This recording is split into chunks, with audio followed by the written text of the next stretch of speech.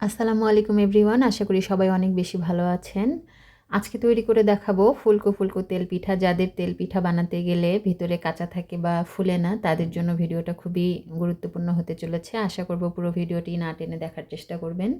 প্রথমে আমি একটা মিক্সিং বলে এখানে 3 কাপ চালের আটা আর 1 কাপ ময়দা নিয়েছি। সাথে দিয়ে দিচ্ছি হাফ চামচ লবণ, 1 চামচ মৌরি আর দিয়ে দিচ্ছি হাফ চামচ কালো জিরা। এরপর মিষ্টির জন্য এখানে আমি 1.5 কাপ গুড় নিয়েছি। 1.5 কাপ গুড়ে আমি হাফ কাপ পানি দিয়ে জাল করে পুরোপুরি গলিয়ে নিয়েছি। গুড়টা জাল করে নেওয়ার পর একটা ছাঁকনির সাহায্যে কিন্তু আমি গুড়টা ছেঁকে নিয়েছি। গুড়ে অনেক সময় ময়লা থাকে, সেই ব্যাপারে খেয়াল রাখতে হবে। আর এখানে 1.5 কাপ গুড়ে আমি হাফ কাপ পানি দিয়ে জাল করে নেওয়ার পর কিন্তু 1.5 কাপ তরল গুড় তৈরি হয়েছে।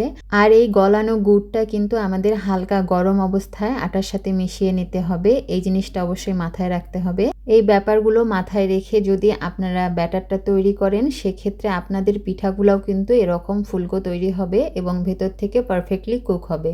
গুড়টা মিশিয়ে নেওয়ার পর এবার এখানে অল্প অল্প পানি মিশিয়ে আমি ব্যাটারটা ফাইনালি তৈরি করে নিব। আর এখানে আমার কতটুকু পানি লেগেছে সেটাও আমি বলে দিব। এখানে আমি মোট 1.5 কাপ পানি দিয়ে ফাইনালি ব্যাটারটা তৈরি করে নিয়েছি। তাহলে গলানো গুড় 1.5 কাপ আর পানি 1.5 কাপ দিয়ে আমি ব্যাটারটা তৈরি করে নিয়েছি। তাহলে এখানে আমাদের মোট 3 কাপ পানি লেগেছে। আর পানি এবং গুড়টা অবশ্যই কিন্তু গরম, হালকা কুসুম গরম অবস্থায় এখানে ব্যবহার করতে হবে। এবার এখানে আরও একটা গুরুত্বপূর্ণ টিপস দিচ্ছি। এই পর্যায়ে কিন্তু ব্যাটারটা মিনিমাম 10 মিনিট এরকম করে ফেটাতে হবে।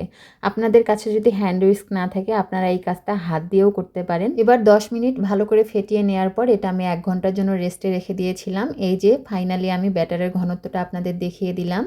এবার একটা প্যানে আমি পর্যাপ্ত পরিমাণ তেল গরম উঠিয়ে দিয়েছি। পিঠা ভাজার ক্ষেত্রে কিন্তু তেলটা অবশ্যই ভালোভাবে গরম করে নিতে হবে। তেলটা যদি কম গরম থাকে, সেক্ষেত্রে কিন্তু পিঠাগুলো পারফেক্টলি তৈরি হবে না আর ফুলবেও না। তো অবশ্যই পিঠাগুলো ভাজার পূর্বে তেলটা খুব ভালোভাবে গরম করে নিয়ে তবেই পিঠাগুলো ছাড়তে যাবেন। এই যে আমি প্রথম পিঠাটা তৈরি করে এখন আপনাদের দেখাচ্ছি। পিঠার ব্যাটারটা যখন আপনি তেলে ছেড়ে দিবেন, কিছুক্ষণ পরেই এটা ভেসে উঠবে এবং ফুলে উঠবে। তখনই আপনি বুঝতে পারবেন যে আপনার ব্যাটারটা পারফেক্টলি তৈরি হয়েছে এবং পিঠাগুলোও পারফেক্টলি তৈরি হচ্ছে। এবার একটা চামচের সাহায্যে আমি কিছুটা তেল উপরে ছিটিয়ে দিচ্ছি। আর একদিকে যখন কালার এসেছে তখন আর একদিকে আমি উল্টে দিচ্ছি। এরকম উল্টে পাল্টে আমরা পিঠাগুলো ভেজে নিব।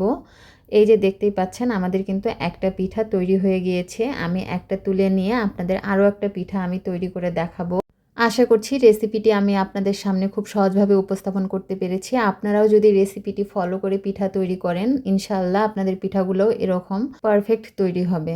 তো রেসিপিটি যদি আপনাদের ভালো লেগে থাকে তাহলে ভিডিওতে লাইক কমেন্ট করে দিবেন। আর আমার চ্যানেলে যদি আপনি নতুন হয়ে থাকেন, চ্যানেলটি দয়া করে সাবস্ক্রাইব করে দিবেন। তো আমি এভাবে প্রত্যেকটা পিঠাই তৈরি করে নিয়েছি। এই 3 কাপ আটা এবং 1 কাপ ময়দা থেকে আমার প্রায় 20 থেকে 22টা পিঠা তৈরি হয়েছিল। এবার আমি একটা পিঠা আপনাদের ভেঙে দেখাচ্ছি, তাহলে আপনারা বুঝতে পারবেন পিঠাটা কতটা পারফেক্ট তৈরি হয়েছে। ধন্যবাদ সবাইকে পুরো ভিডিওটি দেখার জন্য। সবাই অনেক বেশি ভালো থাকবেন, সুস্থ থাকবেন। আমার পরিবারের জন্য দোয়া করবেন। আল্লাহ হাফেজ।